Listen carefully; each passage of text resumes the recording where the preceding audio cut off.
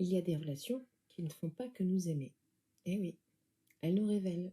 Elles appuient exactement là où ça fait mal, là où ça tremble, là où quelque chose n'a jamais été réparé. Eh oui.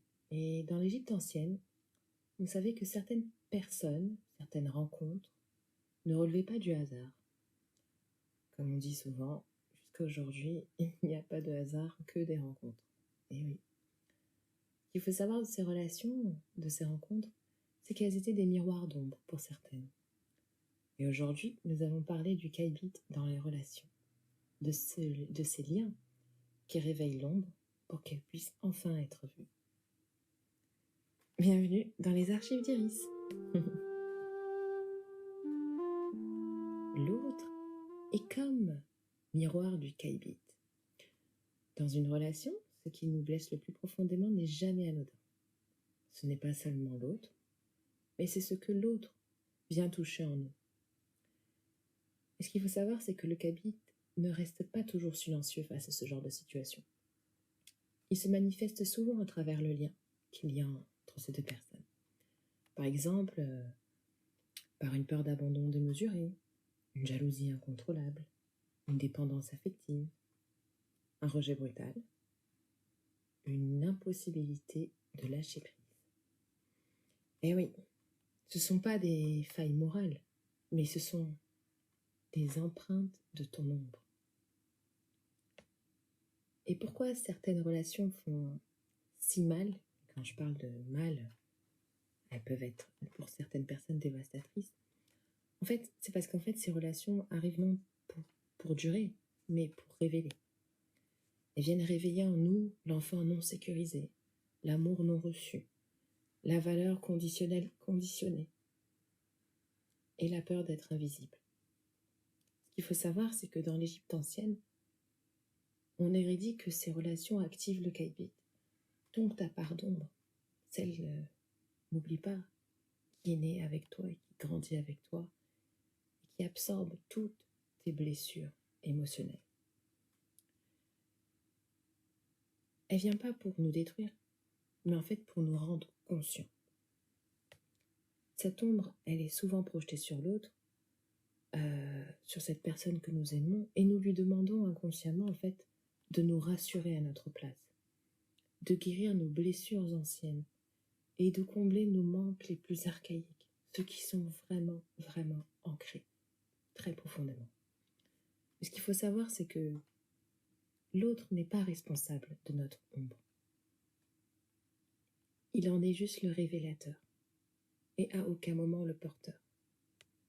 Je n'excuse pas les relations toxiques, ce n'est pas mon propos, mais il faut savoir que dans certaines circonstances, voilà, cela vient révéler plus nos blessures qu'autre chose. Et tant que nous ne reprenons pas la responsabilité de notre Kaibit, donc notre part d'ombre et ses blessures ancrées, en fait les mêmes scénarios se répètent, inconsciemment d'une façon plus ou moins forte.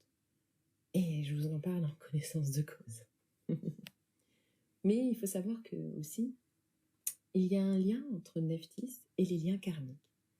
Car celle qui veille aussi sur les relations de passage, celle qui n'était pas destinée à durer mais à transformer, il faut savoir que cette énergie de Nephthys est présente aussi dans les séparations difficiles, les amours impossibles et les liens qui laissent une trace. Elle nous apprend une chose essentielle, cette grande dame. Tout lien n'est pas fait pour être conservé, mais chaque lien mérite d'être honoré. Car peu importe la relation que vous avez vécue, elle vient nous apprendre quelque chose sur nous, révéler une peur, une blessure qui n'a pas été soignée, ritualisée.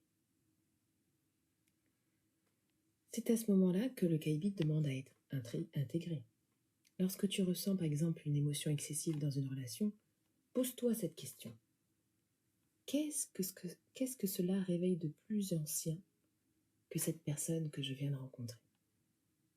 Le Kaibit, comme je le disais précédemment, parle rarement du présent. Il parle surtout du passé non digérée. Et tant que cette part reste dans l'ombre, elle cherchera une scène pour se rejouer. C'est très imagé, mais au moins, ça a le mérite d'être clair. Il est important donc aujourd'hui d'aimer sans demander à l'autre de nous sauver. Et oui, c'est un grand travail, mais il est essentiel. Car intégrer son caïbi dans la relation, donc sa part d'ombre, ce n'est pas devenir froid ou distant, loin de là. C'est aimer d'une autre façon, c'est aimer en responsabilité, c'est reconnaître ce qui m'appartient, ce que l'autre ne peut pas réparer et ce que je dois accueillir moi-même.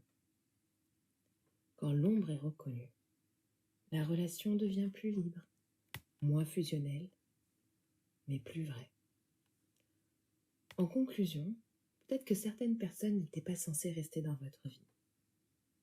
Peut-être qu'elles étaient là pour éclairer une ombre précise. Et si au lieu de te demander pourquoi ça n'a pas marché, tu te demandais plutôt qu'est-ce que cette relation est venue révéler de mon caïbite, de ma part d'ombre? Dans les archives d'Iris, nous nous souvenons que l'amour n'est pas toujours doux, mais qu'il est toujours révélateur.